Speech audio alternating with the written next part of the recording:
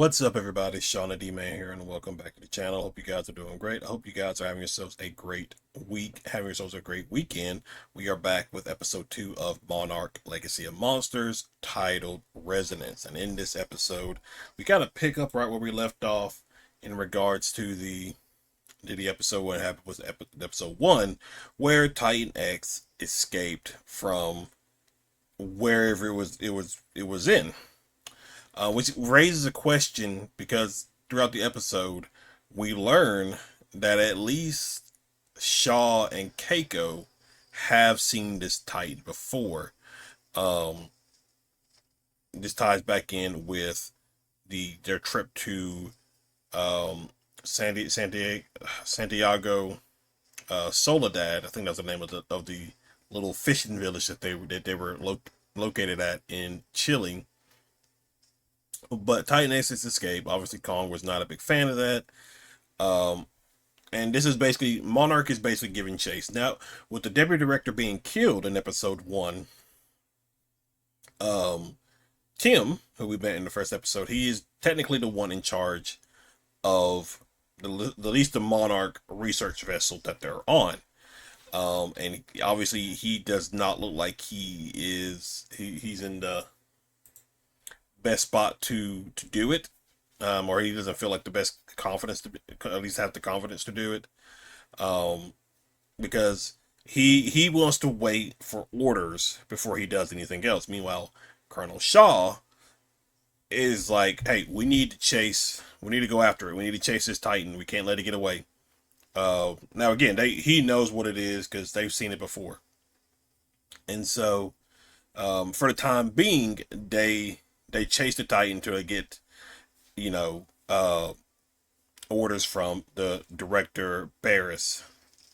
Meanwhile, like after they landed on the research on the Monarch ship, what are the little crab monsters that attacked Shaw towards the end of episode 1 stowed away, and now it is on the ship. A lot of this is also too. You have Kate who feels she's doing this like guilt thing, um, like she's carrying the guilt alone. What it seems like, because she talked about how it's like it's her fault. She pushed the button and all that, and everybody's just kind of like, stop. We all did this. We all released this Titan. Me, you, um, uh, uh, I can't remember, Kentaro. So yeah, we all had a hand in releasing this Titan.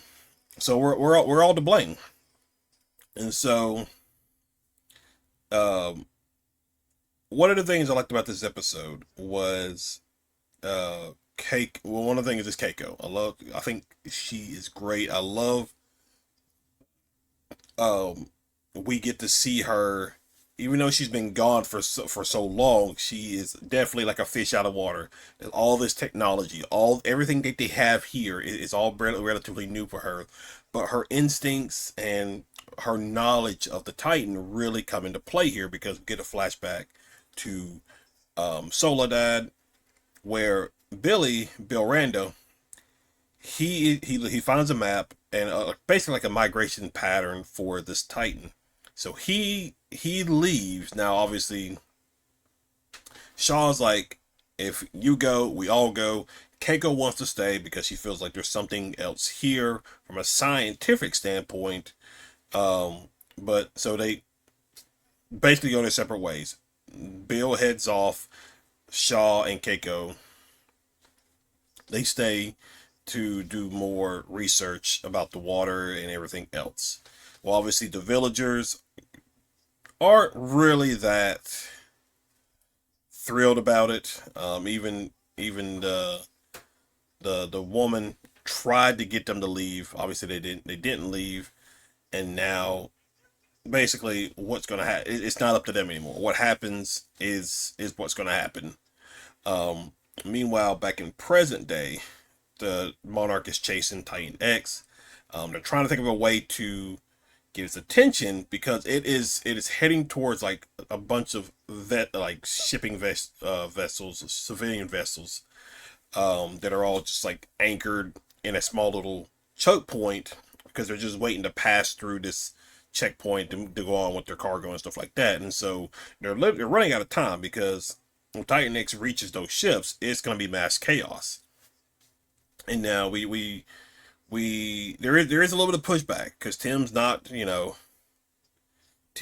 is kind of like you're not in charge here, Colonel Randa, and like we learned that he tried to take over a Monarch outpost. Even Keiko's looking at him like, mm, um, because Tim got orders from Director Barris to follow the Titan and also arrest Shaw, but to Tim that message got garbled. Meanwhile, you have the little sea urchin critter running around the ship, kills a random Monarch person, um, and we're really jumping around with the episode and the flashbacks. Um, and like I mentioned, Kate feels like she's responsible, and like she has some like frustrations with her dad too, with him having a second family, a second wife, and there's still that issue with that right there. I do love the interactions between her Horashi um and Keiko. And then we get more of a little bit of information because like with Keiko, she talked about how uh her husband, before she started dating Randa and all that, was a medic or was a doctor before and after Nagasaki, and obviously he died to cancer, probably treating the multitudes of radiated uh, civilians that were affected by the bombing of Nagasaki. Um, so so basically, what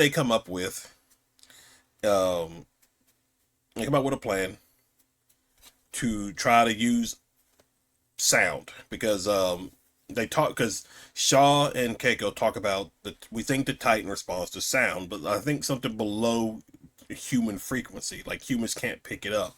Now there is something interesting in regards to Keiko and Kate, because in the flashback, while Kate and Shaw were in the cave and she's just, you know, I guess getting soil samples and things like that, she can feel a vibration that is going on.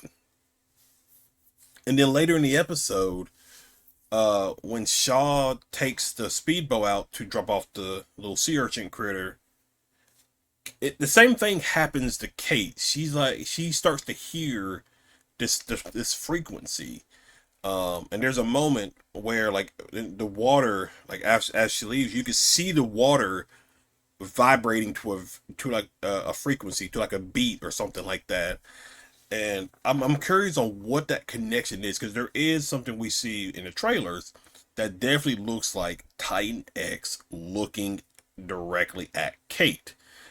So I'm just gonna be very interested to see on what that's about. Overly, um, overly, they come up with a plan. They're gonna take a drone and try to draw the creature away with the frequency of the drone. Now, obviously, that doesn't go as planned because Shaw gets a little too angsty and causes the drone to crash. Um, Meanwhile, the jump back to, well, no, this is actually perfect timing. We're in a good spot. And so meanwhile, Kate is just still going through it. She's like, "Oh, it's my fault." She's still upset about everything. She goes to her room just to kind of, I guess, not pout, but just get her head together and everything. And we see the sea urchin critter crawl across the wall. Um, she comes across it, and obviously she tries to call for help. Um, she grabs a fire extinguisher, getting ready to hit it, but that's when Kentaro shows up, shoots it with a flare, and then shoots it again. But this time it does like this sonic frequency sound that shakes everything. Like this thing was so powerful, everyone on the ship felt it, and you saw the vibration wave that went out from the ship. It hit Titan X, which caused Titan X to turn around to make its way to the Monarch ship, and now it's coming for the sea urchin. I don't know if they have a proper name or not. Um, so Shaw's plan is because it's stunned, he takes it. He's gonna take a boat and try to draw it away from the Monarch ship, away from everybody else. He is successful with that, and we do see it, the little sea urchin, like attaches itself to Titan X, and we see there's like hundreds of them on it. And then we go back to Soledad back in 1957, I believe it was 57, 57, 58, and the villagers are all doing a festival. They're doing it because they insisted on both Keiko and Shaw stay for it.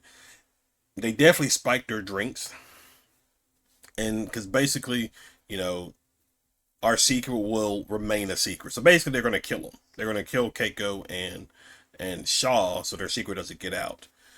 We see them do like a festival, dancing. They bring out this massive fish and just cut it down.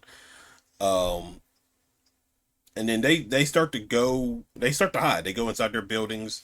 Even the woman's like, I tried to help you. I tried to warn you. It's too late now." And those same Keiko starts to feel the vibrations, and then the ground shakes, and then Shaw feels it, and we see all those sea creatures pop up out of the cave that they were just in and make their way to the ocean, and that is where Titan X rises out of the ocean, and Shaw Shaw kicks one of the little sea creatures, and that probably made it mad because there's a moment where Titan X goes and takes one of his tentacles and just swats in the general area of where Keiko and Shaw is, destroying a building in the process. Um, and that's basically where the episode ends. Still a little bit action packed. There's some stuff there. I'm trying to think of what because I have another scene I liked in the episode was Keiko because she because one of the things is Shaw has said Monarch has changed from what it was. And Keiko's like, um, what is Monarch's mission statement?